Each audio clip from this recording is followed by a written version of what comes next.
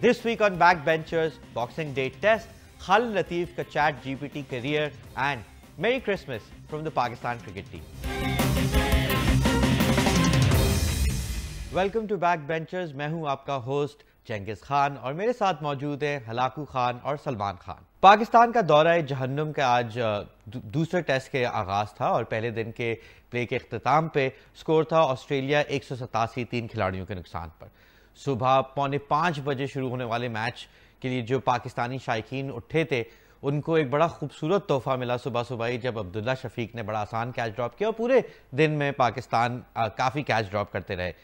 उससे मैच से कबल सबसे बड़ी खबर ये थी कि सरफराज अहमद को टीम से निकाल दिया गया था और उस बारे में कराची माफिया जो था वो बहुत ज़्यादा गुस्से में था।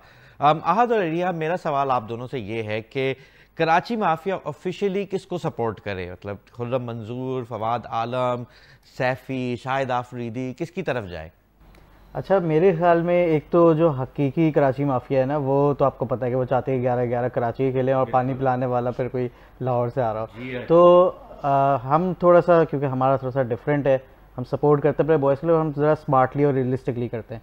हम अभी इस वक्त शान मसूद कैप्टन है और फिर उसके अलावा सऊद शकील का टीम में होना, आई थिंक मैं तो मुतमईन हूँ उस चीज़ के ऊपर। फिर से कराची को एक -1 फार्मूला दिया गया है। रिहा, आपकी क्या राय है इसके ऊपर, एक बाबेरियन की नज़र से आप बताएं। अभी असल मसला जो है ना, कराची बॉय को कराची बॉय ने ड्रॉप किया है। हाँ। तो उनको समझ नहीं आ रहा कि बाबर को कैसे इल्ज़ाम दें। हाँ। लेकिन बात यही है कि कराची माफिया चाहती है कि 12 के 12 प्लेयर्स, 11 के 11 प्लेयर्स वो हों कराची से, फिर भले वो हमारे सीवीयू पे शपाटा बॉयज़ नहीं होते, उनके 11 की टीम बना के खिला दे, बस नॉन कराची वाला ना, डोमिसाइल कराची का हो।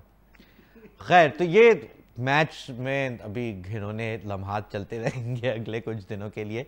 अगर मैच शुरू होने से पहले आईसीसी ने अपने घामड़ होने की 1000वीं मिसाल दी थी। उनसे उस्मान ख्वाजा ने दरख्वास्त की थी कि वो अपने शूज़ पे या बैट पे एक डव का, कबूतर का सिंबल लगाएं जो यूनाइटेड नेशंस की तरफ से अमन का सिंबल है, पीस का सिंबल है, और आईसीसी ने उन्हें मना कर दिया। अब ये अलग बात है कि मार्नस लाबिशाने और निकलस पूरन दोनों अपने बल्लों पे मजहबी स्लोगन लगाते हैं। MS धोनी जो था वो अपने ग्लव्स पे इंडियन फौज का एक उन्होंने सिंबल लगाया था, बल्कि इंडिया की पूरी टीम ने अपनी फौज के लिए कैमोफ्लेज वगैरह का इस्तेमाल किया था। मगर आईसीसी को लगता है कि उन्हें जंग और फौज से कोई मसला नहीं है, मगर अमन के वो सख्त खिलाफ हैं। आहद, आपकी इस पर क्या राय है? देखिए, आपने काफ़ी हद तक तो बात कर ही दी है। जो आपने बात की है जंग और फौज वाली, तो ये बिल्कुल एक्यूरेट है, क्योंकि इससे देखने में ये समझ आता है कि आईसीसी में भी एक डिक्टेटरशिप चल रही है कि कुछ सिलेक्टिव चीज़ों के ऊपर स्टैंड लेना, फिर कुछ चीज़ों को बिल्कुल इग्नोर कर देना। तो ये तो हमसे बेहतर तो और कोई जान ही नहीं सकता ये वाली बात है। अच्छा पहचाना आपने। रिया, आईसीसी का असली एजेंडा क्या? मोदी जी ने कहा था हिपोक्रेसी की भी सीमा होती है, बस वही हिपोक्रेसी यहाँ पे चल रही है। इनका एजेंडा वही है जो ग्लोबल मीडिया का है। तो ये आपने देख लिया, आईसीसी तो हमें पता था बिकी हुई है, मगर कितनी बिकी हुई है ये इसका अंदाज़ा हो रहा है। खैर, इसके अलावा जो एक और ख़बर है, मतलब मुझे ऐसा लगता है जैसे खालिद लतीफ़ का जो करियर है वो कोई चैट जीपीटी पे किसी ने प्रॉम्प्ट डाले थे तो फिर जो निकला था वो है, क्योंकि उन्होंने सब कुछ कर लिया है। स्पॉट फिक्सिंग स्कैंडल में उनका नाम आया था, उसके बाद उन्होंने काफ़ी कॉन्ट्रोवर्शियल स्टेटमेंट्स दी जिसकी वजह से of all the places Holland में उनके ऊपर एक केस लगा हुआ है। और अब एक खबर है, अफवाह है, पूरी तरह कंफर्म नहीं हुई है कि वो आने वाले इलेक्शन में एक मजहबी पार्टी के लिए भी इलेक्शन से लड़ेंगे। आहद, यहाँ क्या चल रहा है भाई? देखिए, हम अभी इस वक्त एक ऐसे वक्त में रह रहे हैं कि दुनिया बहुत तेज़ी से आगे बढ़ रही है। सब कुछ आप उठते हैं तो हमेशा कुछ ना कुछ नया होता है। करियर वाइज भी लोगों को, आजकल के जो लोग हैं उनको समझ नहीं आता क्या करें। लोग इतनी पढ़ाई करते हैं, उठते हैं, कहते हैं ये यूट्यूबर तो ज़्यादा पैसे कमा रहा है, तो यूट्यूबर बन जाते हैं। तो MBBS करने के बाद लोग यूट्यूबर बन रहे हैं। तो कुछ समझ नहीं आ रहा कि क्या हो रहा है, चीज़ें बड़ी तेज़ी से चेंज हो रही है। इन हालात में जो खालिद लतीफ़ की डिटर्मिनेशन और डायरेक्शन बड़ी क्लियर है, मतलब सारी चीज़ें बड़े सही ऑर्डर में हो रही है जैसे कि होनी चाहिए। मतलब पहले आप फिक्सिंग में आपका नाम आ गया, फिर एक बहुत ही खतरनाक रीज़न की वजह से आपके ऊपर केस हो गया, और फिर आप यहाँ पे एक पॉलिटिकल पार्टी के साथ आप इलेक्शन लड़ रहे हैं। तो अब तो मुझे यकीन हो रहा है कि आपको याद है कि वो जो नासिर जमशेद को जेल में डाला था मैट्रिक के एग्जाम में चीटिंग करने में, तो वो ये पेपर इसी ने आउट करवाया होगा या फर्रा से ला के दिया होगा, कंफर्म है ये। अरीहा, पाकिस्तानी क्रिकेटर्स की स्ट्राइक रेट पाकिस्तानी पॉलिटिक्स में इतनी अच्छी नहीं रही है, आप क्या तजवीज़ देंगी खालिद लतीफ़ को?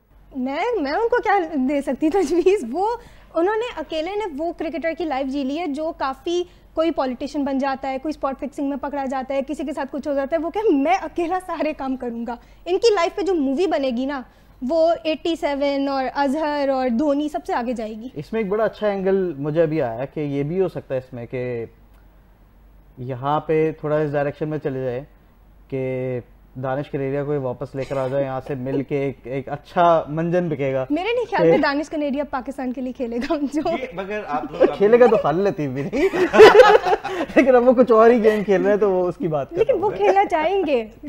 कराची माफिया का हम लोग सपोर्ट कर रहे हैं खालिद लतीफ़ को, उनके खिलाफ है क्या? नहीं, ऐसे बंदे को तो कोई सपोर्ट नहीं करता, मैं तो नहीं कर सकता।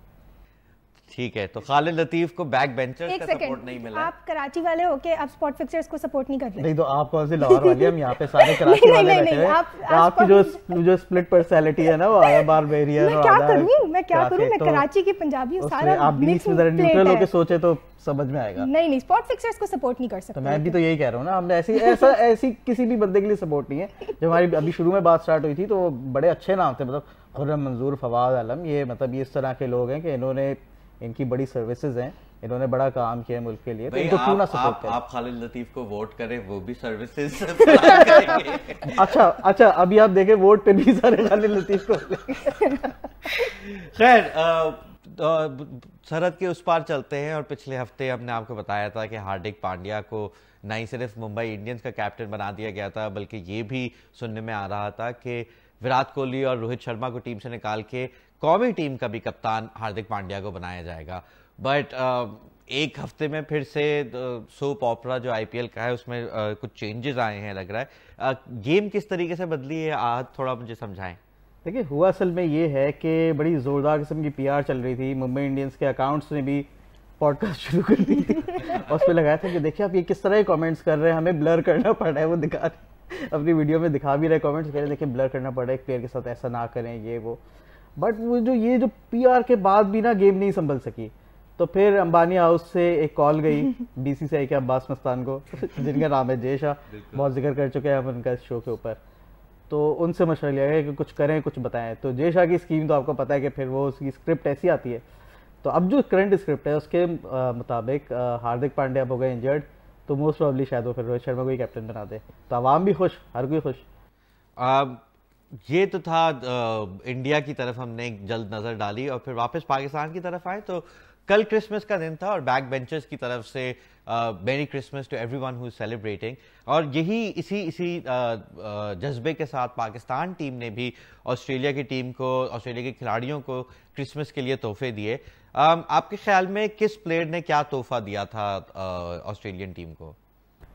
तोहफा तो आज सुबह दिया है अब्दुल्ला शफीक ने डेविड वार्नर को, और फिर उसके बाद जो वो देने वाला था वो फिर आपको पता है कि फिर वो क्या होता है। तो शुक्र करें आपके पहले सेशन में उसको किसी तरीके से आउट कर दिया। मैं सोच रही हूँ दे ही क्या सकते हैं उनको कोई 15,000 साल पहले हम ऑस्ट्रेलिया में आखिरी टेस्ट जीते थे, अगर वो हमें जीतने दें तो हमें उल्टा गिफ्ट मिलेगा थी। तो आमिर जमाल ने वो एस्थेटिक एडिट गिफ्ट किया होगा ना स्टीवन स्मिथ को। हाँ नहीं, एक तो देखिए पाकिस्तान टीम ने ऑस्ट्रेलिया के डॉक्टर्स को गिफ्ट दिए, नुमान अली ने उनकी दिहाड़ी लगवाई अबरार ने उनकी दिहाड़ी लगवाई, ठीक है। उसके बाद जैसा कि आप देखा डेविड वार्नर का एक इस सीरीज से पहले हमें खौफ ये था कि यार ये बेचारा अपना फेयरवेल टेस्ट भी नहीं खेल पाए। पाकिस्तान ने आप तो सिर्फ एडिट रील की बात कर रहे हैं, उसको पूरा कंटेंट बना के दिया कि नहीं बेटा तू खेलेगा, तुझे हम आउट ही नहीं करेंगे, ठीक है। मिचेल जॉनसन से शायद पाकिस्तानियों को हमने बात की थी, वो लास्ट की थी ना बस। इनफैक्ट जब वो सेंचुरी बनाई थी तो पाकिस्तानी खिलाड़ियों को भी मिचेल जॉनसन को जाके ये वाला शट योर माउथ वो इशारा देना चाहिए था। तो मतलब आई थिंक ये बड़ी अच्छी बात है पाकिस्तान टीम की कि तोहफों में उन्होंने सेंटा क्लॉज को भी पीछे छोड़ा हुआ है। ये जो है वो ऑस्ट्रेलिया टीम को इतने 30 साल से हम उन्हें तोहफे दिए जा रहे हैं, कभी भी उनसे वापसी में हमने कुछ नहीं मांगा है, और मेरे ख्याल में मांगना भी नहीं चाहिए, हमारी इज्जत के खिलाफ है कि हमें ऑस्ट्रेलिया कोई मैच गिफ्ट है। इनफैक्ट अभी अंदर से जो जिन वजूहात से मेरी थेरेपिस्ट पैसे कमाती हैं, कुछ ख्यालात वापस आए हैं कामरान अकमल के गिफ्ट हम कैसे भूल सकते हैं। देखें वो आज तक ऑस्ट्रेलिया में बच्चे जो है उनको मिलता है स्वेटर जिस पे कामरान अकमल की शक्ल बनी हुई हो। तो ये क्रिसमस में पाकिस्तान ने कभी किसी से पीछे नहीं रहे हैं। ये था खैर इस वीक का शो बैक बेंचर्स के लिए। जैसा कि अभी तक मैंने नोटिस नहीं किया था, ये दोनों क्रिसमस थीम ये देखें आप लोग ना, रेड और ग्रीन फुल क्रिसमस का दरख्त लग रहे हैं मेरे दो कोवर्कर्स और मैं पाकिस्तान का काम एक्चुअली दो तरह से आईसीसी के अगेंस्ट हम भी फ्री पैलेस्टीन करने आए हैं। Amazing amazing. इनफैक्ट वही हमारी दुआएं कि आपका क्रिसमस अच्छा गुजरा, हमारी दुआएं कि गाजा में जल्द अमन हो, फलस्तीन में अमन हो, और पाकिस्तान क्रिकेट टीम के लिए हमने दुआ करनी छोड़ दी तो ये था हमारा इस हफ्ते का शो। हमें इंस्टाग्राम और ट्विटर पे फॉलो करें, हमारे यूट्यूब पे दुनिया डिजिटल को सब्सक्राइब करें, लाइक व्हाटएवर और अगले हफ्ते पाकिस्तान की हार के साथ हम लोग आपके लिए मौजूद होंगे। टिल देन टेक केयर, खुदा हाफिज़।